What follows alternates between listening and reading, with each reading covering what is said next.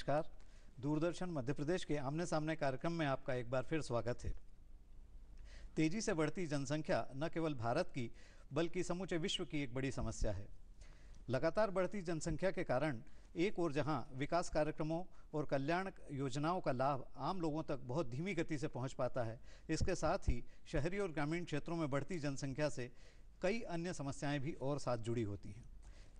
जनसंख्या के विस्तार पर नियंत्रण के लिए किस तरह से उपाय किए जाएं, क्या उपक्रमों को हासिल किया जाए, इस सारे मुद्दे पर बातचीत के लिए आज हमारे साथ मौजूद हैं डॉक्टर ललित मोहन पंत। डॉक्टर साहब, आपका इस कार्यक्रम में स्वागत है। नमस्कार। और कार्यक्रम की शुरुआत से पहले मैं आपका परिचय हमारे दर्शकों से इस रूप में कराना चाहूँगा कि डॉक्टर ललित मोहन पंत ने शल्य क्रिया विशेषज्ञ के रूप में अभी तक 3.5 लाख से अधिक नसबंदी ऑपरेशन किए हैं। इनमें पुरुष और महिलाओं की नसबंदी के ऑपरेशन शामिल हैं। खास तौर पर डॉक्टर साहब की प्रतिबद्धता इस नसबंदी ऑपरेशनों के प्रति इतनी अधिक है कि प्रतिदिन औसतन उन्होंने हर दिन 300 से 500 किलोमीटर की यात्राएं कर मध्य प्रदेश के दूरस्थ और ग्रामीण क्षेत्रों में इस विशाल अभियान को अंजाम दिया है। ग्रामीण क्षेत्रों में कई जगह डॉक्टर पंत को लोग दूरबीन वाले बाबा के नाम से भी जानते हैं, क्योंकि वो दूरबीन पद्धति से नसबंदी ऑपरेशन करने के लिए खासतौर पर लोकप्रिय रहे हैं। तो डॉक्टर साहब, हम अपने आज की बातचीत की शुरुआत यहीं से करते हैं कि ये जो 3.5 लाख नसबंदी ऑपरेशन करने का रिकॉर्ड आपके नाम पर दर्ज हुआ है, इस मिशन की प्रेरणा आपको कहाँ से मिली और किस तरह आप इसमें कामयाब हुए? ये प्रश्न अक्सर जो मुझसे पूछा जाता है तो मुझे बड़ा मुश्किल सा लगता है इसका जवाब देना जी। मैं यदि सोचता हूँ तो मुझे लगता है कि जब हम छोटे थे, पढ़ते थे, तो हर एक की तरह हम भी ये सोचते थे कि जीवन में कुछ अच्छा काम करें और अच्छा काम जो और लोग नहीं कर पाते हैं उससे बेहतर काम करने की कोशिश करें। और उसकी वजह से मुझे ऐसा पता है कि सुनते हैं प्रकृति और ईश्वर कुछ ऐसा विधान आपके आसपास रचने लगता है जैसा आप चाहते हैं, आकर्षण का सिद्धांत जिसे कहते हैं।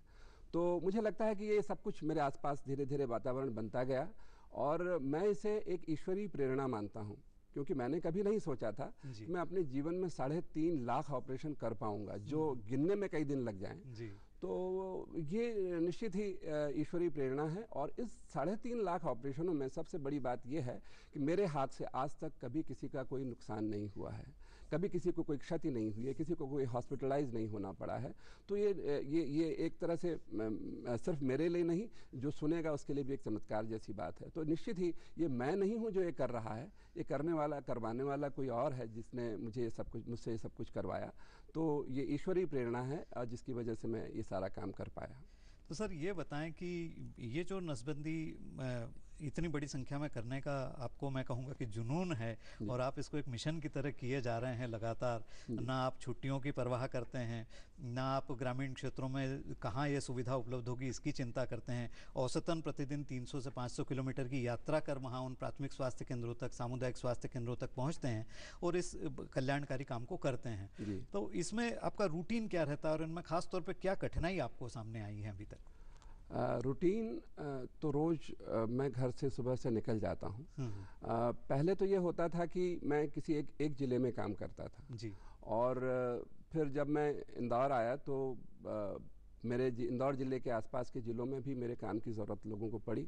तो मेरी मांग होने लगी और जब लोगों को ये मालूम पड़ा कि एक अच्छा सर्जन जो है एक अच्छा ऑपरेशन करता है और निरापद ऑपरेशन करता है, तो मेरी मांग बढ़ने लगी। तो मध्य प्रदेश शासन ने एक ऐसा स्टैंडिंग ऑर्डर निकाल दिया कि डॉक्टर पंत मध्य प्रदेश भर में कहीं भी शासकीय संस्थाओं में ऑपरेशन करने के लिए अधिकृत किए जाते हैं। तो उसके बाद फिर मैं जो कार्यक्रम बनाता था, जब जिसने कहा कि हमें आपकी ज़रूरत है, तो हम एक जो मेरे पास जो खाली दिन होता था उस दिन उन्हें वक्त दे दिया करता था। लेकिन बाद में एक फिक्स्ड अप्रोच वाली स्कीम गवर्नमेंट की शुरू हुई, तो मैंने अपने दिन फिक्स कर दिए हैं। अभी मैं सोमवार को खंडवा जिले में होता हूँ, मंगलवार को बुरहानपुर जिले में होता हूँ, बुधवार के दिन मैं इंदौर के साथ साथ धार जिले में होता हूँ, गुरुवार के दिन मैं इंदौर जिले में होता हूँ, शुक्रवार को खरगोन जिले में होता हूँ और शनिवार को देवास जिला और इंदौर जिला। ऐसे हर दिन मेरा व्यस्त होता है और मैं सुबह से घर से निकलता हूँ, देर रात घर लौटता हूँ।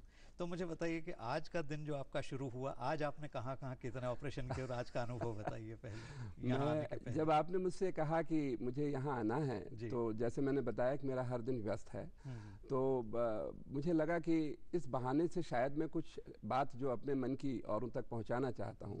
जैसे मैंने आपसे कहा था कि मैं पुरुष नसबंदी के अभियान के लिए लगा हुआ हूँ, तो मुझे लगा कि एक ऐसा मौका है जिसे मुझे छोड़ना नहीं चाहिए। तो उसके लिए मैंने अपने साथियों से कहा कि मैं यदि संभव हो सके तो एक दिन हम आगे बढ़ा लें। जैसे मैं आज मेरा कार्यक्रम था देवास जिले में, देवास, सोनकच, खातेगांव और कन्नौद। तो कन्नौद और खातेगांव के लिए तो मैंने कल का दिन नियत कर लिया है। कल इतवार होगा, कल सुबह 8 बजे से हम काम करेंगे। और आज सुबह से मैं इंदौर से निकलते वक्त, इंदौर के बाद मैंने देवास जिले में काम किया, देवास के बाद मैं सोनकच में काम करते हुए यहाँ पर पहुँच रहा हूँ। तो सर इतना अरसा आपको हो गया, आपने जब ये पहला ऑपरेशन इस तरह का किया था वो कितनी पुरानी बात है? पहला ऑपरेशन वैसे तो मैं सन 1981 से शासकीय सेवा में हूँ। और शुरुआती दिनों में मैंने पहले पारंपरिक पद्धति से ऑपरेशन करना सीखा था। तो वो सन 1981-82 में मैंने सीख लिया था। फिर उसके बाद में सन 1981-82 में ही ये एक नई टेक्निक का एडवेंट हुआ, लैप्रोस्कोपिक स्टरलाइजेशन, जिसमें बाहर से सर्जन्स आते थे। तो मुझे लगता था कि यदि ये लैप्रोस्कोप मेरे हाथ में हो तो मैं भी ये ऑपरेशन कर सकता हूँ। मैंने बहुत कोशिश की, उन लोगों को मैंने असिस्ट किया, उनसे सीखने की कोशिश की। और औपचारिक तौर पर सन 1990 में मुझे इस बात का प्रमाण पत्र मिला कि मैं लैप्रोस्कोप से ऑपरेशन कर सकता हूँ। तो सन 1990 से मैं ये ऑपरेशन कर रहा हूँ। तो चूंकि इस तरह के ऑपरेशन करने के लिए प्रायः आपको खासतौर पे अर्धनगरीय क्षेत्रों, ग्रामीण क्षेत्रों का सघन दौरा करना पड़ता है। और ऐसा पाया जाता है कि प्रायः ग्रामीण क्षेत्रों में स्वास्थ्य और चिकित्सा सेवाओं की स्थिति उतनी बेहतर नहीं होती जितनी शहरी क्षेत्रों में होती है। आपका अनुभव अपने इन ऑपरेशनों के सिलसिले में क्या रहा है? शुरुआती दिनों में तो बहुत गंभीर स्थितियाँ थी। कोई मतलब किसी भी तरह की सुविधाएं जो आवश्यक होती हैं वो नहीं हुआ करती थी। हालात तो इतने गंभीर होते थे कि कई बार हमने किसान टॉर्च की रोशनी में ऑपरेशंस किए हैं। रास्ते तो पहले आपको पता ही होगा इतने ख़राब थे कि एक जगह से दूसरी जगह पहुंचने में घंटों लग जाया करते थे। ऑपरेशन थिएटर्स की भी उस तरह से स्टरलाइजेशन प्रॉपर नहीं होती थी। और कई बार यदि मान लो किसान टॉर्च नहीं होती तो विटामिन ए के घोल में एक विक डाल करके उसे जला करके भी हमने काम किया हुआ है। पर नेशनल पॉपुलेशन पॉलिसी के तहत जो हम अपने स्वास्थ्य संस्थाओं को सुदृढ़ कर रहे हैं, उस कार्यक्रम के तहत पिछले सालों में हमारी सारी स्वास्थ्य संस्थाएं पहले से बेहतर हुई हैं। और जो आवश्यक संसाधन हैं वो लगभग हर सामुदायिक स्वास्थ्य केंद्र स्तर पर हमें उपलब्ध हैं। ऑपरेशन थिएटर हैं, स्टाफ है प्रॉपर, और बाकी चीज़ें जो ज़रूरी होती हैं वो सब कुछ हैं। तो अब हमने एक नियमावली भी बना ली है, एक प्रोटोकॉल भी तय कर लिया है कि कहाँ पर कितना कितना कैसे ऑपरेशन करना, किन परिस्थितियों में हम ऑपरेशन कर सकते हैं और किन परिस्थितियों को हमको अवॉइड करना चाहिए। तो नियमानुसार चलने से अब उतना दबाव हम पर नहीं है। पहले तो ये होता था कि हम जहाँ पहुँचते थे वहाँ पर 300, 400, 500, 600 ऑपरेशंस की कतार खड़ी होती थी। कई बार तो आप ताज्जुब करेंगे कि मैंने एक सप्ताह में 5,500 तक ऑपरेशन किए हैं। एक दिन में मैंने 816 ऑपरेशन किए हैं। पर आज यदि मैं ऐसा कहता हूं तो ये सुनने वाला चौंकेगा कि ये क्या करता था। पर अब ऐसा नहीं होता है। लेकिन ये सारा कुछ करने में निश्चित ही बहुत परेशानियां, उसकी कल्पना की जा सकती है कितनी परेशानियां होती होंगी। कई बार तो मैं जैसे एक जगह कैंप ख़त्म करता था, 300-400 ऑपरेशन केसेस हो गए, तो अगली जगह जहां जाना होता था वहां मालूम पड़ता था कि 300 ऑपरेशन फिर वेट कर रहे हैं। वहां से जहां अगली जगह जाना होता था वहां मालूम पड़ता था कि 200-250 ऑपरेशन और वेट कर रहे हैं। तो राउंड द क्लॉक, रात और दिन कुछ नहीं होता था। रात भर ऑपरेशन चलते थे, दिन भर ऑपरेशन चलते थे। सोना खाना पीना सिर्फ गाड़ी में होता था। तो उसमें जितनी देर झपकी लग गई उतनी देर आराम हो गया। कई बार तो ये होता था कि मरीजों को सुलाने के लिए जो गद्दे होते थे, जाने के बाद वहां पर कहते थे जब तैयारी हो जाए तो बता देना भैया, तब तक के लिए हम एक झपकी ले लेते थे। हाँ डॉक्टर साहब, मैंने आपका वो वृत्तांत, ये जो आप कह रहे हैं कि 48 घंटे तक आपने निरंतर यात्रा की और लगातार मतलब उसमें जब समय मिला ऑपरेशन करते गए, मैंने आपका फेसबुक पर भी पढ़ा था। और उस दिन मुझे बहुत ही लगा था कि देखिए कार्य के प्रति प्रतिबद्धता और डेडिकेशन और समर्पण आदमी का क्या होता है अपने काम के प्रति, कि 48 घंटे तक आप निरंतर दौरा कर रहे थे और कंटिन्यूस आपने वो सारे ऑपरेशन किए। बहुत ही, हम इसके लिए आपको बधाई देते हैं, साधुवाद देते हैं। अब एक चीज़ और जानना चाहेंगे कि ग्रामीण क्षेत्रों में जब आप ऑपरेशन के लिए आप पहले जाते थे और आज जा रहे हैं, तो ग्रामीण क्षेत्रों में हमारी स्वास्थ्य और चिकित्सा सेवाओं के स्तर में क्या परिवर्तन आया अब जैसा मैंने आपको बताया कि हम एक निश्चित पॉलिसी के तहत चल रहा है विभाग, और हम अपनी संस्थाओं को पहले से मजबूत करने के प्रयासों में लगे हुए हैं। हम ह्यूमन जो रिसोर्सेज हैं उनको भी डेवलप कर रहे हैं। हमारे पास स्टाफ नर्सेज की संख्या बढ़ी है, अस्पतालों में बिल्डिंग्स नई बन रही हैं और प्रॉपर ऑपरेशन थिएटर्स बन रहे हैं, और बिल्डिंग्स भी बहुत अच्छी हैं। कई जगह तो ऐसा लगता है कि जैसे कारपोरेट हॉस्पिटल्स की बिल्डिंग है। तो पहले तो हमारे पास कुछ नहीं था, बहुत टूटी फूटी बिल्डिंग्स होती थी। हालात तो इतने गंभीर थे कि डॉक्टर के पास बैठने के लिए कुर्सी नहीं होती थी कई बार, और एग्जामिनेशन टेबल्स नहीं होती थी। लेकिन अब पहले से बेहतर है। तो क्या हम इसका श्रेय हाल में शुरू किए गए राष्ट्रीय ग्रामीण स्वास्थ्य मिशन को दे सकते हैं? उससे कितना बदलाव आया? निश्चित ही। और हम जो ये जी स्टेट्स हैं उनमें से मध्य प्रदेश भी एक है। हाँ। और NRHM के तहत किसी तरह की कोई कमी शासन स्तर पर नहीं है, धन के लेवल पर भी नहीं है, फंड्स भी अवेलेबल है, सुविधाएं भी है, बस उनका बेहतर उपयोग करना हमें आना चाहिए। जी। अच्छा, मैंने अभी आपका जब प्रोफाइल पढ़ा तो उसमें मैंने देखा कि आप भारत सरकार के स्वास्थ्य और परिवार कल्याण मंत्रालय के विशेषज्ञों की समिति के सदस्य भी हैं। तो उस रूप में आप बताएं कि राष्ट्रीय स्तर पर अब देश में स्वास्थ्य सेवाओं को और परिवार कल्याण सेवाओं को बेहतर बनाने के लिए क्या नए प्रयास और किए जाने वाले?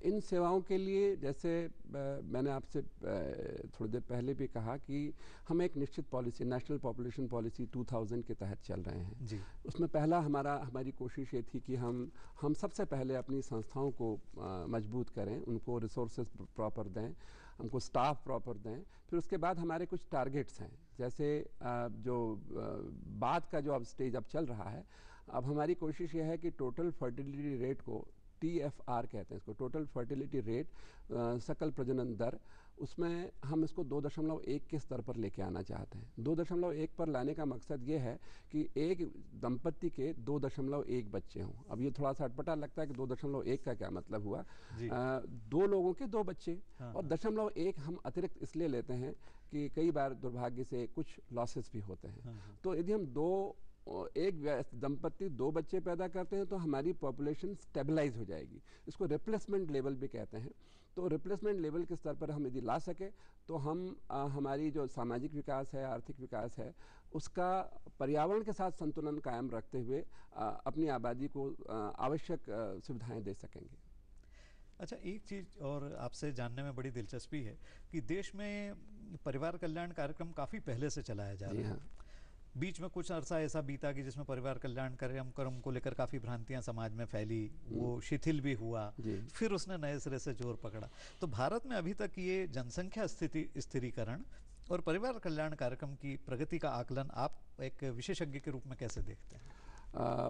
भारत, हमारा देश सबसे पहला मुल्क है दुनिया का जिसने परिवार नियोजन कार्यक्रम को एक राष्ट्रीय कार्यक्रम के तौर पर अपनाया सन 1952 में जी। तब हमारा टोटल फर्टिलिटी रेट था 2.78 के आसपास। 7-8 मतलब एक औसत महिला, जिसमें विवाहित अविवाहित सब हो जाती है, मतलब औसत महिला का मतलब है 15 से लेकर के 45 साल की आयु वर्ग में जो महिलाएं आती हैं उनके कुल कितने बच्चे हैं उसका औसत निकालें तो 7 से 8 आता था। तो जब से हमने इस कार्यक्रम को अपनाया तब से लेकर के हम राष्ट्रीय स्तर पर 2.8 पर आ गए हैं। मध्य प्रदेश के स्तर पर 3 के आसपास हैं। हम पूरी कोशिश में हैं कि किसी तरह से ये और नीचे आए। तो निश्चित ही फर्क तो पड़ा है।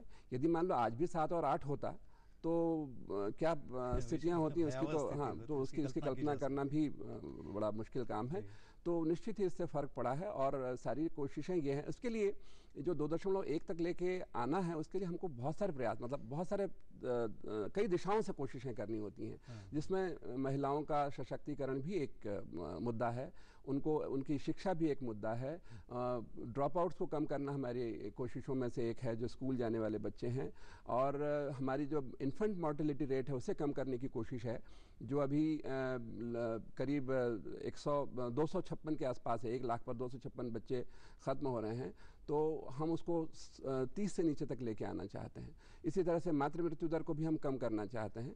तो ये कई दिशाओं से हमारी कोशिशें ये हैं कि जननी माँ की सुरक्षा हो, बच्चे की सुरक्षा हो, ताकि एक विश्वास हम लोगों में पैदा कर सकें कि जो बच्चे वो पैदा कर रहे हैं वो सुरक्षित हैं, उनका प्रॉपर इम्यूनाइजेशन हो और हम अनावश्यक तौर पर अवांछित गर्भ से बचें जी। तो अवांछित गर्भ से बचने के लिए हमको सबसे पहले उनको ये एहसास देना होगा कि जो भी बच्चे उनके जीवन में उन्होंने पैदा किए हैं वो सुरक्षित हैं। अच्छा डॉक्टर साहब, अभी आपने जैसा जिक्र किया कि मातृ और शिशु स्वास्थ्य सुरक्षा के तहत ये महिलाओं का सुरक्षित प्रसव हो, उन्हें समय पर सारी सुविधा मिले, ये एक बहुत बड़ा मुद्दा है। इसके लिए हाल के वर्षों में जो जननी सुरक्षा योजना प्रारंभ की गई है हमारे यहाँ, उसके तहत ये पूरा प्रयास किए जा रहे हैं कि किसी भी तरह से हर महिला का सुरक्षित प्रसव हो। मगर गाहे बगाहे कभी कभी मीडिया में, अखबारों में खबरें पढ़ने को मिलती है कि अचानक किसी जगह पे किसी महिला को प्रसव हो गया, वहाँ उसको लोगों ने किसी तरह अस्पताल पहुँचाया। तो इस तरह की घटनाओं का जब प्रचार प्रसार होता है तो इस तरह जो जननी सुरक्षा योजना जैसी महत्वपूर्ण योजनाएं क्रियान्वित की जा रही है, उसका आगे एक प्रश्न चिन्ह लगता है। आप इस पूरे परिदृश्य को किस तरह से देखते हैं? देखिए, जिस तरह से हमारा समाज और हमारी सुविधाएं विकसित हो रही हैं तो उससे कोई चीज़ छूटती नहीं है, बचती नहीं है। पहले बहुत सारी छोटी मोटी घटनाएं होती थी तो मालूम नहीं पड़ता था। अब यदि कहीं सुई भी गिरती है तो मालूम पड़ जाता है। हमारी कोशिशों से निश्चित ही मातृ मृत्यु दर भी कम हुई है, शिशु मृत्यु दर भी कम हुई है। एब्सोल्यूट को जिस दिन हम अप्रोच कर लेंगे, यानी एब्सोल्यूट जिस दिन हम पा लेंगे तो उस दिन कोई क्या लिखेगा, है ना। इतने सारी कोशिशों के बीच में यदि कहीं इक्का दुक्का जो अपरिहार्य है, यदि मान लो कहीं अस्पताल तक आते आते किसी महिला को अस्पताल के दरवाजे पे प्रसव हो गया हो, या नाव से आते वक्त नाव में प्रसव हो गया हो, तो या ऑटो में आते हुए ऑटो में प्रसव हो गया हो, तो उसके लिए कहीं ना कहीं थोड़ी बहुत गलती हो सकती है कि जो उसको फॉलो कर रही है हमारी कार्यकर्ता, वो हो सकता है कि कहीं चूक गई हो, या कई बार वो न भी चूकी हो। लोग भी रजिस्ट करते हैं, वो आना ही नहीं चाहते अस्पताल तक, बड़ी मुश्किल से उन्हें अस्पताल तक लेके आना होता, सारी सुविधाएं देने के बावजूद भी। तो कभी कभी ऐसी घटनाएं यदि घटित होती हैं तो तुरंत मीडिया की निगाह में आ जाती हैं। तो मैं नहीं मानता कि हमारी कोशिशें कहीं कमतर हैं। तो फिर भी इस संदर्भ में, जैसा कि अभी चर्चा के दौरान हम बात कर रहे थे कि इन सारी चीज़ों में महिलाओं को प्रेरित करने के, परिवार कल्याण के लिए, उनके सुरक्षित प्रसव के लिए आशा कार्यकर्ता ग्रामीण क्षेत्रों में और उषा कार्यकर्ता के नाम से शहरी क्षेत्रों में महिलाओं को प्रशिक्षित किया गया है, उन्हें सारी सुविधाएं भी प्रदान की गई हैं। तो इस सारी चीज़ों से स्थिति में कितना बदलाव आया? बहुत फ़र्क पड़ा है। बेसिकली जो आशा है, अब वो उषा को भी हम शहरी आशा कहने लगे हैं। अच्छा। तो आशाएं उसी मोहल्ले से हैं, उसी गांव से हैं, उसी समाज से हैं। वो उन लोगों के ज़्यादा, आम आदमी के सबसे करीब हैं। कहीं ये धारणा बनती थी, पहले होती थी लोगों के मन में कि हम चूँकि शासकीय कर्मचारी हैं और हमें किसी तरह का एक लक्ष्य दिया गया है, इसलिए हम पीछे पड़े रहते हैं। तो हमें इसीलिए ऐसे मीडिया की, ऐसे लिंक वर्कर की ज़रूरत थी जो सही बात को उन आम आदमियों तक पहुंचा सके। तो वो एक आशा के रूप में हमें मिली है और आशाओं ने काफ़ी अच्छा काम किया है और उन्हें उसके लिए कहीं ना कहीं उस पर कुछ प्रोत्साहन राशि भी मिलती है, तो वो भी एक कारण बनता है जिसकी वजह से उनका एक इंटरेस्ट उनके काम के लिए है। यदि मान लो वो इम्यूनाइजेशन के लिए बच्चे को लेके आती हैं, या माताओं का एंटीनेटल चेकअप कराती हैं, या उनका डिलीवरी के लिए उन्हें अस्पताल तक लेके आती हैं, उनकी नसबंदी कराती हैं, तो हर जो महिला है जिसको सेवाओं की आवश्यकता है, हर बच्चा जिसे सेवाओं की आवश्यकता है, उनके पीछे हमारा एक कार्यकर्ता आशा के रूप में है। और वो उसकी वजह से हम अपने लक्ष्य को के करीब पहुंचने की कोशिश कर रहे हैं। अच्छा डॉक्टर साहब, एक प्रश्न मैं जो आपसे पूछूंगा वो बिल्कुल आपके मुख्य इस मिशन से ही जुड़ा हुआ है कि इस आधुनिक समाज में, आधुनिक जीवन शैली में, जिस दौर में हम अभी हैं, आज परिवार को सीमित और नियोजित रखने के लिए ढेरों उपाय उपलब्ध हैं जी। उसमें गर्भ निरोधक हैं और बहुत सारी चीज़ें ऐसी हैं जिसके लिए किसी को यहाँ वहाँ करने की ज़रूरत नहीं। ऐसी स्थिति में अब नसबंदी का, चाहे वो लेप्रोस्कोपिक हो, महिला के लिए हो, पुरुष के लिए हो, उसका महत्व किस तरह से आप रेखांकित करेंगे? देखिए, जो ईश्वर ने जो कुछ भी रचा है जी, हर जीव में नर और मादा है। हाँ। और दोनों के बीच में एक आकर्षण भी ईश्वर ने दिया है ताकि दुनिया चलती रहे। हाँ। और वो तो कहीं किसी तरह से कम नहीं हो सकता, और इसका परिणाम जो है वो दुनिया का आगे बढ़ना है। तो परिवार नियोजन के जो साधन हैं वो समझदार दंपति के लिए मददगार होते हैं। स्थायी साधन हो चाहे अस्थायी साधन हो। अस्थायी साधनों का उपयोग दो बच्चों के बीच में अंतर रखने के लिए लोग कर सकते हैं और करते हैं, और स्थायी साधनों की आवश्यकता तब होती है जब किन्हीं कारणों से उन्हें अस्थायी साधनों से कहीं कोई अरुचि हो। तो स्थायी साधन में से भी पुरुष और महिला नसबंदी, जैसे आपने कहा, दोनों तरह की नसबंदियाँ होती हैं। महिला नसबंदी भी अब पहले पारंपरिक होती थी, अब लैप्रोस्कोपिक पद्धति से होती हैं, और सौभाग्य कहें या एक घटना कहें कि महिला नसबंदी की जो लैप्रोस्कोपिक पद्धति है वो इतनी प्रचलित हुई कि सिर्फ महिलाओं के ऑपरेशन होने लगे। 1 मिनट में ऑपरेशन होता है और दूसरे 2 घंटे 3 घंटे बाद घर जा सकते हैं आप। तो नतीजा ये हुआ कि हिंदुस्तान की सारी औरतें सिर्फ महिला नसबंदी के लिए ही आने लगी। और इसमें जैसे आपने पूछा था मुझसे कि इस पूरे परिदृश्य में क्या फ़र्क पड़ा है, तो आपने जब पूछा था कि सन 76 के आसपास हम लोग काफ़ी अच्छा पुरुष नसबंदी के क्षेत्र में भी काम कर रहे थे और पुरुष इसके लिए आगे आते थे, और फिर इसके बाद एक ऐसा समय आया कि पुरुषों ने बिल्कुल अपना हाथ खींच लिया, और ये भी एक चिंता का विषय बना। फिर उसके बाद में कहीं सन 1990 के आसपास ये मालूम पड़ा कि चाइना में डॉक्टर ली शुन कियोंग नाम के एक डॉक्टर हैं जो एक नई पद्धति से पुरुष नसबंदी करते हैं, जिसको कहते हैं Chinese technique of male sterilization, no scalpel vasectomy, बिना चीरा, बिना टाँका और बिना दर्द का, no cut, no stitch, no pain technique के नाम से हम लोगों ने उसको अपने देश में प्रचारित किया। तो उसके आने के बाद से फिर से हमने लोगों को समझाने की कोशिश की, देखो भाई ये जो नया तरीका है, न इसमें चीरा लगता है, न टाँका लगता है, न दर्द होता है, तो इसे अपनाएं। और सन 2011 में मध्य प्रदेश एक ऐसा राज्य था जिसने पूरे देश भर में सबसे ज़्यादा पुरुष नसबंदी ऑपरेशन कराए, देश भर में सबसे प्रथम क्रम पर रहा।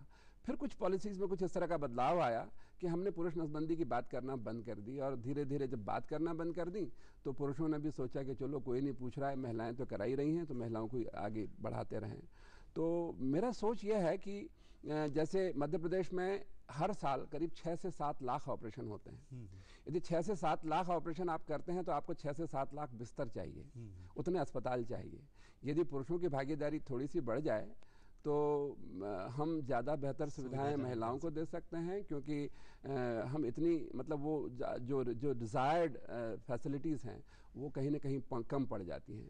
तो यदि पुरुष जैसा मैंने कहा कि बिना चीरा, बिना टाँका, बिना दर्द का ऑपरेशन होता है, यदि पुरुष उसमें भागीदारी करते हैं तो निश्चित ही वो अपने परिवार के लोगों को किसी परेशानी से और संकट से या एक विपरीत परिस्थितियों से बचा सकते हैं। तो इसके लिए पुरुषों को प्रेरित करने के लिए भी कोई इस तरह का कोई अभियान चलाए जाने की आवश्यकता आप समझते हैं कि आने वाले दिनों में इस तरह का कोई उपक्रम किया जाना चाहिए कि हम उनको और मोटिवेट कर सकें? बिल्कुल, पुरुषों के लिए तो अभियान चलाना निहायत ज़रूरी है। मेरा मानना तो ये है कि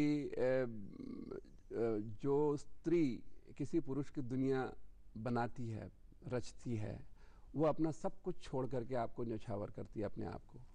मैं ये जानता हूँ कि करीब 50% से ज़्यादा समाजों में लड़की को अपना नाम भूलना होता है। जब वो समझने लगती है अपने बारे में, तब उसको मालूम पड़ता है कि उसे दूसरे घर में जाना है, और विवाह के बाद उसको सब कुछ, घर के सारे काम काज, माँ बाप की सेवा, पति की सेवा, और फिर 1 बच्चा और 2 बच्चे, ऐसे बच्चे पैदा, फिर उसके बाद ज़रूरत पड़ी तो दबाव परिवार का रहा तो और भी ज़्यादा बच्चे पैदा करना पड़ता है। नहीं डॉक्टर साहब, मेरा मतलब ये था कि कोई एक ऐसे किसी एक खास दिन को हम ऐसे कोई दिवस के रूप में मना सकते हैं कि जिसको उसको हम मोटिवेशनल डे कहें। बिल्कुल। अभी ऐसा महसूस किया गया, जैसा हमारे देश में तो अभी पुरुषों की जो भागीदारी 0.6% है, दुनिया के बाकी मुल्कों में भी है ज़्यादा, लेकिन कहीं ऐसा महसूस किया जाता है कि पुरुषों की भागीदारी बढ़नी चाहिए। उसके लिए एक दिन तय किया गया है, इस वर्ष वो 13 नवंबर है। 13 नवंबर को विश्व पुरुष नसबंदी दिवस मनाया जाने वाला है, और दुनिया भर में एक ही दिन में हजारों लाखों में ऑपरेशंस होंगे, और भारत सरकार भी इसमें पूरी तरह से शिद्दत के साथ भाग लेने के लिए तत्पर है। और हम भी प्रयास कर रहे हैं पुरुषों को प्रेरित करने के लिए कि वो आगे आएं, और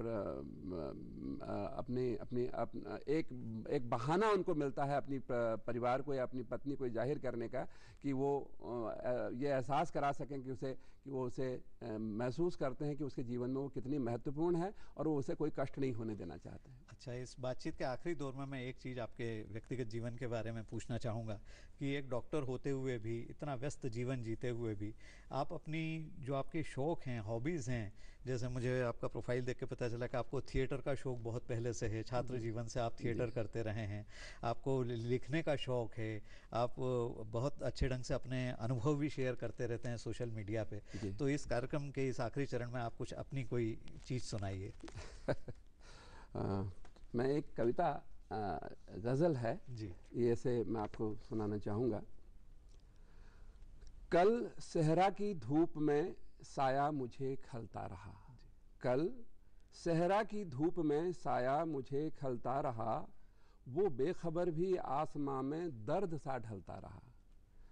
कल सहरा की धूप में साया मुझे खलता रहा, वो बेखबर भी आसमां में दर्द सा ढलता रहा। मैं जिंदगी को हार करके मिट गया होता मगर, मैं जिंदगी को हार करके मिट गया होता मगर, विश्वास का वो एक दिया हर हाल में जलता रहा, विश्वास का वो एक दिया हर हाल में जलता रहा।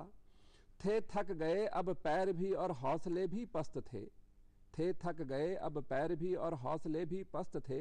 आती सुबह को देखने में रात भर चलता रहा, क्या बात। आती सुबह को देखने में रात भर चलता रहा।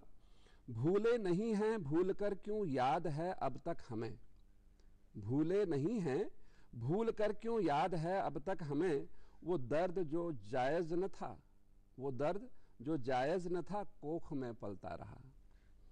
उम्मीद की एक रोशनी क्यों धुंध सी दिखती रही, उम्मीद की एक रोशनी क्यों धुंध सी दिखती रही। आगाज से अंजाम तक कोई हमें छलता रहा, आगाज से अंजाम तक कोई हमें छलता रहा। लम्हे हंसी इस जिंदगी में खैरात में मिलते नहीं, लम्हे हंसी इस जिंदगी में खैरात में मिलते नहीं। हाँ जानकर भी ये हकीकत हर कदम टलता रहा, कल सहरा की धूप में साया मुझे खलता रहा, वो बेखबर भी आसमां में दर्द सा ढलता रहा। वाह, बहुत खूब पंक्तियाँ आपने अपनी स्वरचित कविता की सुनाई डॉक्टर साहब। और हम भी उम्मीद करते हैं कि विश्वास का ये दिया जलता रहे और आप अपने इस मिशन में जिसमें कि आप प्रतिबद्धता से लगे हुए हैं और उसी उत्साह से आगे बढ़ते रहें। आपको बहुत बहुत धन्यवाद। दूरदर्शन मध्य प्रदेश के आमने सामने कार्यक्रम में अगली बार फिर किसी एक महत्वपूर्ण शख्सियत के साथ आपसे मिलेंगे। तब तक के लिए दीजिए इजाज़त। नमस्कार।